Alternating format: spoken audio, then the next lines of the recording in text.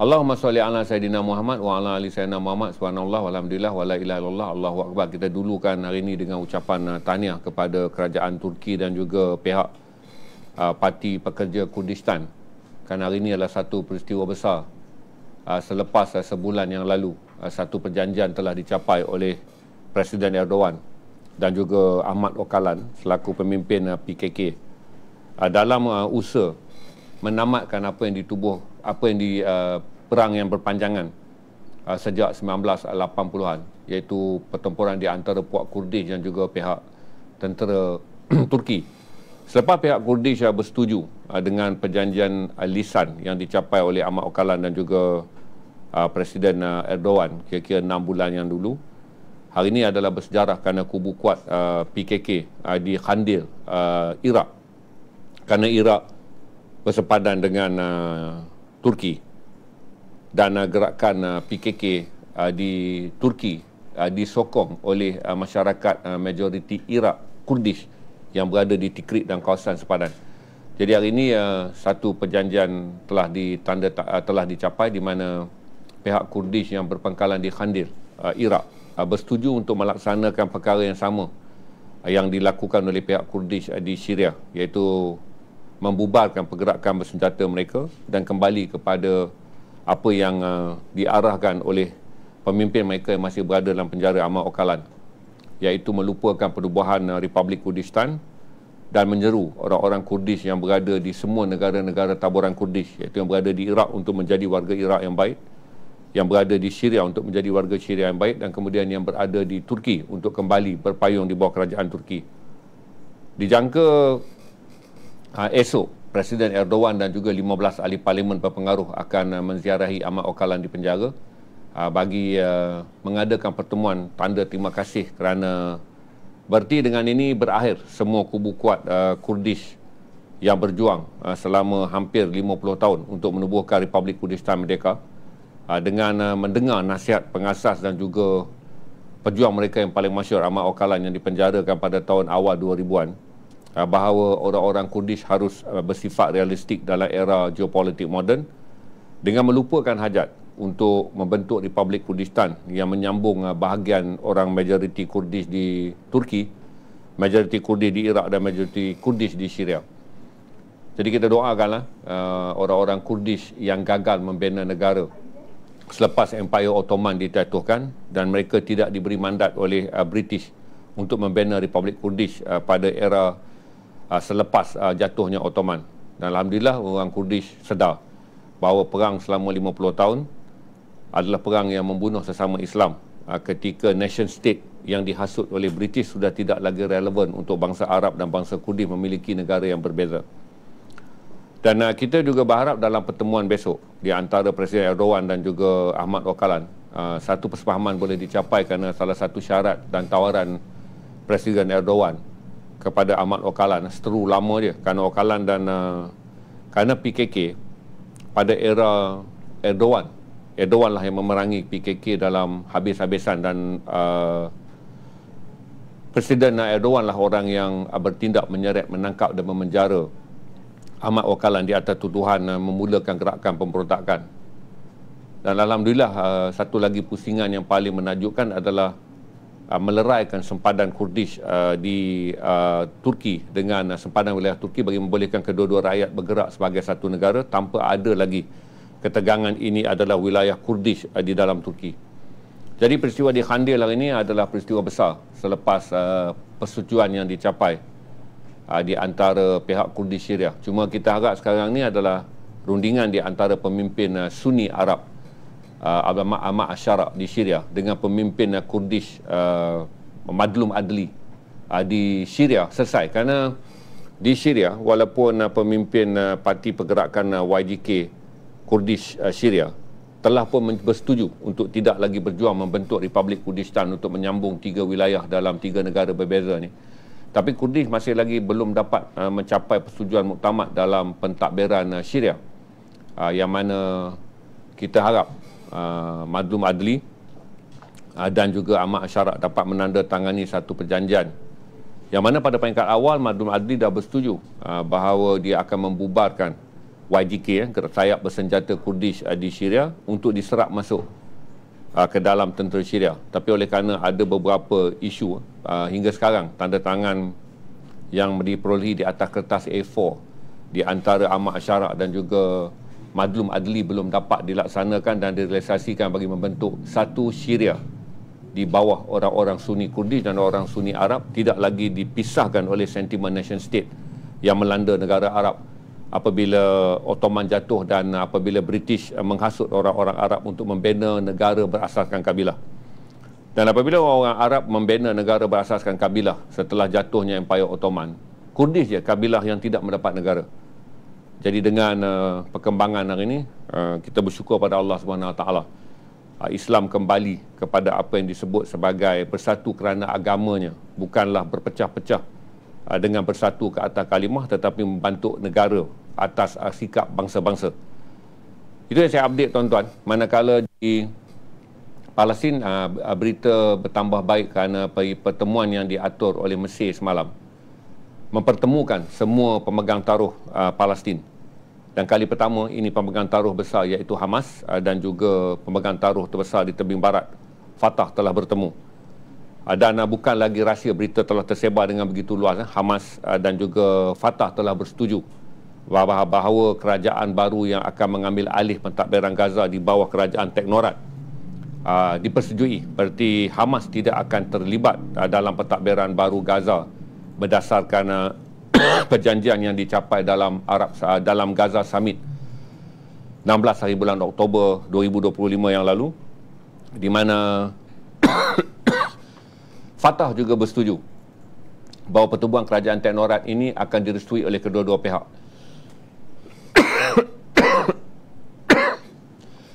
Ini adalah perkembangan besar untuk kebaikan Gaza. Dan Alhamdulillah, ketika saya baru balik daripada Sumut, saya maklumkan supaya Ahmad Satih dilantik sebagai Perdana Menteri, memandangkan calon bukan politik yang dihormati oleh kedua-dua pihak adalah Ahmad Satih. Alhamdulillah, nama Ahmad Satih dan juga Muhammad Mustafa. Muhammad Mustafa adalah Perdana Menteri Tebing Barat, seorang teknorat yang dilantik oleh Fatah. Ahmad Satih adalah bekas Perdana Menteri. Jadi Ahmad Satih ni kalau tengok video dia, dia dah jadi Perdana Menteri di Tebing Barat 2011, iaitu kira-kira 4 tahun selepas kerajaan perpaduan dibentuk. Dia adalah seorang ahli ekonomi yang mempunyai pengalaman antarabangsa, pernah bekerja di Barat, pernah bekerja di Qatar tetapi dijemput oleh Mahmud Abbas sebagai calon Perdana Menteri Barat, dan dia lah datang dengan idea apabila perbentuknya kerajaan perpaduan, di mana dana cukai yang diperolehi dalam perjanjian Oslo $200 juta USD setiap bulan ni, dia agihkan 80 juta kepada Hamas sebagai tanda bersaudara dan menghormati Bai'ah Mekah yang selalu saya sebut pada tuan-tuan. Bai'ah Mekah yang ditandatangani oleh Hamas dan juga ditandatangani oleh Fatah dalam tahun 2007, yang dianjurkan oleh King Muhammad bin Abdul Aziz di depan Kaabah pada 2007. Dan hari ini kedua-dua mereka ni dinamakan sebagai 2 dari 15 orang yang akan diumumkan pada bila-bila masa selepas saja usul yang dibentangkan oleh Perancis dan juga Itali. Perancis dan juga United Kingdom. Kita jangka usul tu Rabu malam nanti, sekitar pukul 3 pagi waktu Malaysia. Usul untuk menjadikan perjanjian Gaza tidak lagi perjanjian berpihak. Dia akan menjadi usul United Nations Security Council, di mana Amerika telah memberi mandat kepada United Kingdom dan Perancis untuk menyediakan usul, dan usul ini dibaca sebelum dibentangkan. Jadi usul ini apabila dibentangkan insya-Allah pada hari Rabu malam, Amerika akan meluluskannya tanpa veto, di mana ini adalah usul khusus untuk Gaza, bagi membolehkan apabila usul ini diluluskan, barulah Muhammad Satih dan Muhammad Mustafa, mana satu yang akan menjadi ketua, kedua-duanya adalah calon yang bagus, dan mereka boleh mengumumkan kabinet 13 orang lagi teknorat untuk menyertai mereka sebagai kabinet 15 teknorat non-partisan. Dan dalam usul yang akan dibentangkan nanti, inilah usul yang akan dibentangkan oleh United Kingdom dan juga oleh Perancis. Bagi kawan-kawan yang ada di TikTok, yang ada di FB, dia dapat tengoklah. Kita dah ada slide. Di TikTok kita tak ada model untuk menyediakan slide. Jadi usul yang akan dibentangkan pada hari Rabu malam adalah usul ini. Dan usul ini dipersetujui oleh Amerika. Berarti ceasefire di Gaza kita doakan pada hari Khamis akan menjadi resolusi pembangunan semula Gaza. Ceasefire di Gaza yang sangat rapuh sekarang ni, kita harap boleh diperkasakan sebagai satu yang mesti dipatuhi oleh semua pihak yang terbabit, termasuk Israel, apabila dia akan diresolusikan dengan pembentangan yang saya jangka akan pendek, kerana usul ni telah pun dibaca dan disediakan oleh 3 pihak, Amerika Syarikat, Kanada dan juga Perancis. Cuma akan dibentangkan saja oleh Kanada, oleh Amerika, Perancis dan juga United Kingdom. Cuma yang akan dibentangkan oleh Perancis dan United Kingdom. Amerika tak akan veto, dan kita yakin bahawa China dan Rusia juga akan menyokong usul ini, menjadikan 5 negara veto dan 10 negara ahli akan meluluskan resolusi pelan pembangunan Gaza tidak lagi disebut sebagai ceasefire. Pelan pembangunan Gaza tidak lagi dirujuk sebagai Gaza Summit di Mesir, di mana kali ini dia akan dirujuk berasaskan kepada resolusi PBB. Ini yang akan dipersetujui nanti adalah tubuh pasukan keselamatan antarabangsa, di mana pasukan keselamatan antarabangsa telah diperincikan. Bagi peringkat awal, mandatnya diberikan kepada Turki dan Mesir. Yang kedua adalah diberikan kuasa langkah tindakan perlu. Untuk pertama kali draft ini sangat daring kerana Amerika mengizinkan apabila tentera Turki dan Mesir masuk untuk membantu kerajaan sementara ataupun kerajaan pembangunan Gaza yang dilantik ni, yang akan diketuai oleh Ahmad Satiyah dan juga Muhammad Mustafa. Tentera ini berkuat kuasa. Tentera ini berkuasa untuk mengendalikan perundangan dalaman Gaza dan juga mengendalikan serangan kalau Israel boleh menyerang. Ini yang paling mengejutkan. Kerana Amerika bersetuju bahawa mandat yang diberikan oleh PBB bukan saja seperti saya kata awal. Awalnya kata mereka dimasuk untuk membantu pentadbiran kerana Hamas dah tak ada di Gaza. Maka tentera Mesir dan tentera Turki dibawa masuk untuk membantu kerajaan rakyat Palestin yang daripada bukan Hamas, daripada bukan Fatah. Tapi kali ini mandat diberi untuk melaksanakan resolusi. Jadi detail resolusi kita akan dapat lihat pada hari dia dibentangkan. Saya jangka akan lebih panjang daripada 5 draft ni. Ini draft asas yang telah menjadi mandat kepada British dan juga United Kingdom. Kepada United Kingdom dan Perancis untuk mendetailkannya. Bahagian yang ketiga adalah negara pendana dan sumber tenaga telah disahkan bahawa dalam sidang Gaza Summit Mesir, Turki dipilih. Apabila Perancis mengatakan dalam Gaza Summit, kalaulah wang ini ditadbir oleh PBB, dia menjadi rumit. Kerana masuk ke tabung PBB kena keluarkan tender. Sekarang ni dana 70 bilion USD untuk pembangunan semula Gaza telah pun mencukupi, disumbangkan oleh negara-negara Arab dan oleh negara-negara dalam PBB. Ada negara penyumbang kita cuba dapat sekarang, tapi belum lagi keluar. Tapi katanya negara penyumbang kurang daripada 20, dengan Arab Saudi, Qatar, Mesir, Arab Saudi, Qatar, Bahrain, Kuwait, UAE dan Iraq menjadi pendana utama, diikuti oleh Turki dan negara-negara dalam Kesatuan Eropah. Jadi dengan dana ini disalurkan kepada Turki, Turki boleh mengeluarkan tender dengan lebih pantas tanpa menunggu tender PBB. Mereka ubah konsep tender pembangunan semula, tak sama macam tender di Lubnan. Lubnan dulu PBB pegang tender, kontraktor bangunkan. Sekarang Turki pegang tender. Maka Turki lah yang akan menguruskan pembangunan semula Gaza. Sama ada fasiliti tempat tinggal, jalan raya, perubatan, fasiliti sekolah dan segala macam. Dan pembangunan ini dijangka mengambil masa 10 tahun. Jadi dah disahkan dalam Gaza Summit bahawa Turki diberi mandat sebagai pentadbir untuk pembangunan semula Gaza. Kemudian bahagian yang keempat adalah bertindak mengikut mandat dan prinsip PBB. Ini juga bahagian yang penting. Apabila tentera Mesir dan juga tentera Turki masuk dan sempadan ini kembali kepada sempadan asal apabila fasa 1 persempadanan Gaza ni balik back to square one, di mana apabila mandat ni dilaksanakan, Gaza akan balik pada peta asal. Okey, peta akan balik peta asal. Untuk pertama kali negara-negara ni diberi mandat untuk membantu mempertahankan Gaza. Saya agak terkejut bila tengok klaus ni dimasukkan, kerana pada peringkat awal Amerika tak nak klaus ni dimasukkan. Tapi akhirnya Amerika bersetuju kerana barangkali bila sidang bila adakan sidang Gaza Summit di Mesir, Kesatuan Eropah yang diwakili oleh Koja Kallas, kemudian Liga Negara Arab yang diwakili oleh Mesir, dan kemudian Antonio Guterres mengatakan bahawa kalau kita letakkan saja tentera tu dan kemudian tentera tu diberi mandat PBB, kemudian dia berfungsi seperti Lebanon, bila berlaku peperangan dia tak boleh bertindak, maka orang akan memperlekehkan keadaan mandat. Maka mandat kali ini diubah. Dia tidak lagi menjadi mandat UNIFIL di Lebanon. Mandatnya dia boleh bertindak mempertahankan Palestin kalau diserang oleh Israel, dan dia boleh mempertahankan sepadan Israel kalau diserang oleh orang Palestin. Itu dipanggil sebagai PBB, iaitu langkah-langkah perlu. Ini bahagian yang sangat luar biasa. Apabila Steve Witkoff, Jared Kushner dan juga J.D. Vance bersetuju apabila mereka menghadiri summit di Mesir, yang juga Presiden Donald Trump juga hadir. Ini adalah satu perkara yang sangat luar biasa. Dan kita juga berharap selepas tempoh tertentu, mandat ini dibuka kepada Malaysia dan Indonesia, kerana Malaysia dan Indonesia adalah negara yang memohon, yang juga antara negara yang memohon untuk mendapatkan mandat ni. Walaupun pada peringkat awal kerana isu bahasa dan isu kos, maka Turki dan Mesir diberikan mandat ini.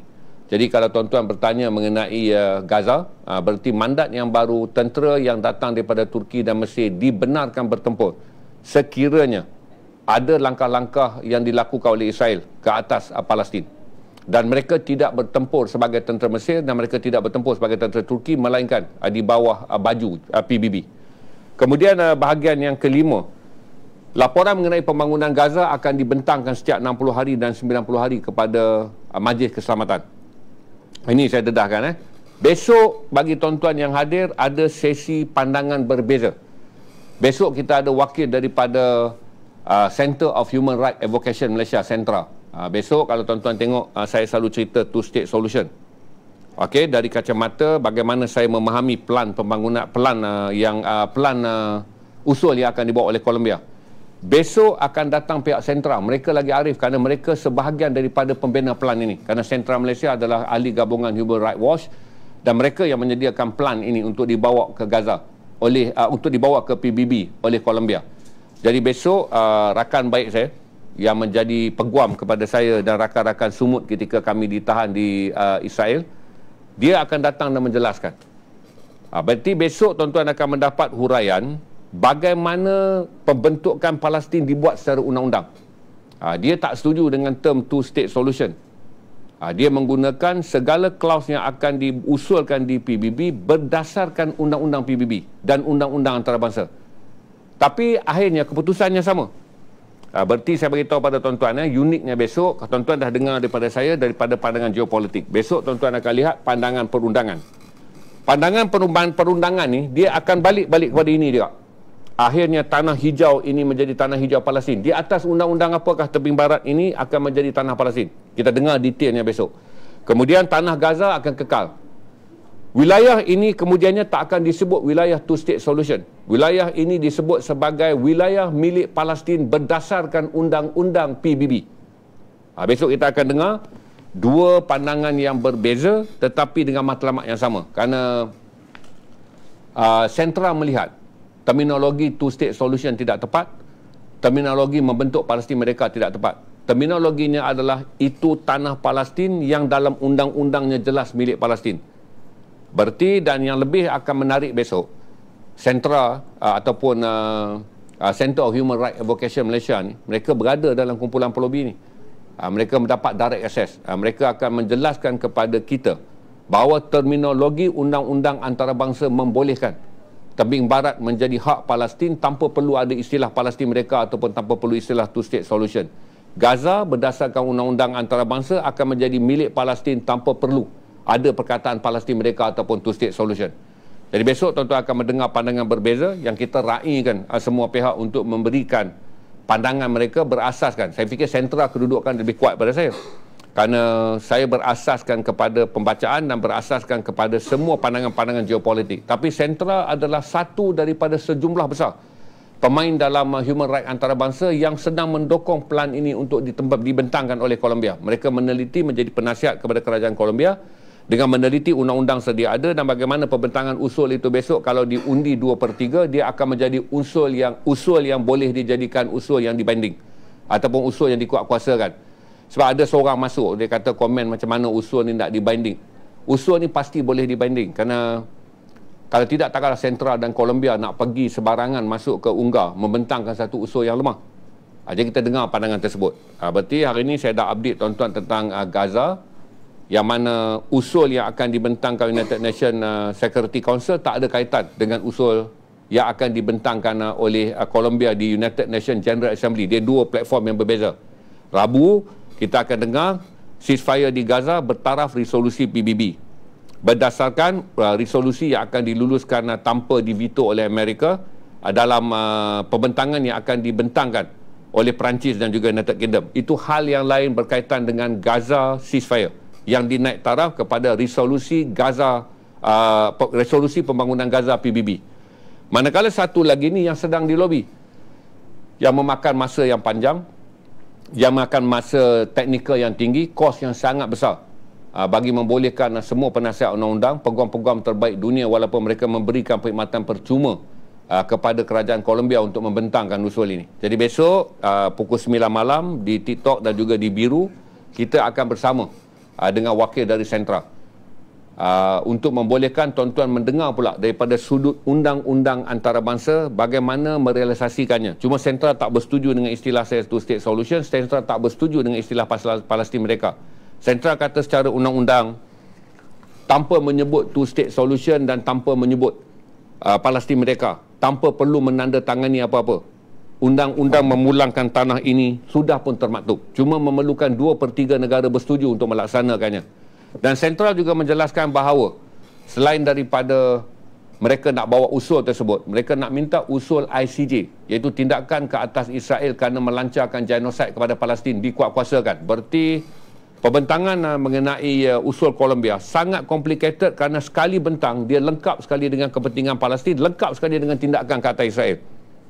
Ini saya kata betul-betul lah kita panggil great fighter, kerana mereka akan pergi bukan saja demi Palestin, tapi mereka nak Israel dihukum kerana perang.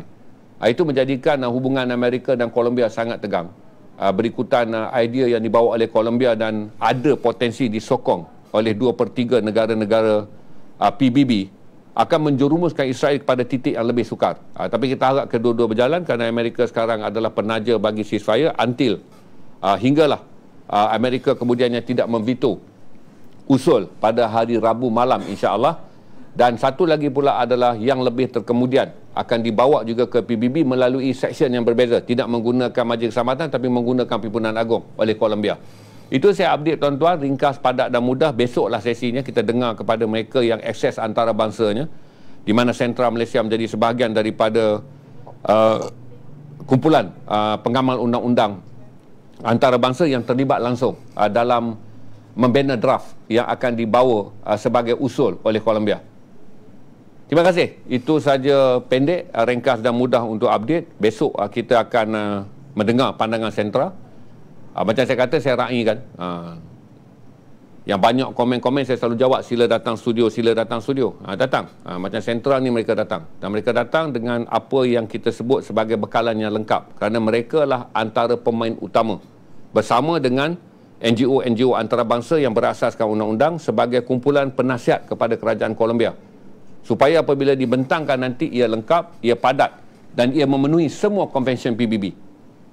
Ada soalan tak, Arif? Kita ada berapa ribu orang di TikTok sekarang? Terima kasih, saya kekal 2 angka. Saya ucap terima kasih pada tuan-tuan yang berminat. Kerana saya fikir ini adalah proses pendidikan yang luar biasa lah kalau kita dapat di TikTok 10,000. Orang nak faham tentang proses teknikal perundangan. Kita ni tak bersekolah dalam bidang ini kerana ini tak pernah diajar di sekolah kita. Tapi akhirnya tuan-tuan menyimpan minat untuk memasuki platform dan juga geopolitik antarabangsa, bukan saja dalam melihat naratif maklumat, tetapi tuan-tuan dapat baru besok adalah naratif perundangan. Saya ucap terima kasih. Kita ada berapa ramai orang di Biru? 1,800 orang di Biru, juga tinggi. Bagi meningkatkan kesedaran rakyat Malaysia, kerana langkah-langkah seterusnya kita nak ambil. Kita tak boleh lagi bercerita dengan boleh percaya ke tidak. Kita berada dalam standard perbincangan yang sangat rendah. Bolehkah dapat 2/3? Bolehkah benda ni dibuat oleh semua? Bolehkah? Menjadikan perkataan bolehkah ini berarti orang tidak mempunyai asas pengetahuan yang jelas mengenai perlembagaan PBB. Orang tidak pernah mendengar apa yang disebut sebagai undang-undang yang membolehkan Palestin diwujudkan. Paling best tu, kata pihak Sentra, mereka tak setuju saya sebut two state solution. Mereka tak setuju saya sebut Palestin mereka. Mereka kata secara undang-undang ini milik Palestin, tanpa perlu isyar mereka dan tanpa perlu isyar two state solution. Tapi saya ada pandangan bahawa perkara yang paling mudah untuk dicapai oleh tuan-tuan adalah wujudnya sebuah negara Palestin. Okey, dan wujudnya negara Palestin kali ini adalah melalui apa panggil Palestin Merdeka. Mereka bercakap tidak. Dia bukan begitu naratif dia. Secara undang-undang Palestin ini dah wujud. Cuma Israel cabul undang-undang ni. Israel tak patuh undang-undang ni. Undang-undang ini telah ada untuk menjadikan peta ni sebagai tidak perlu dipertikaikan secara perjanjian baru ataupun secara two-state solution. Ia jelas telah terpuruk termaktub.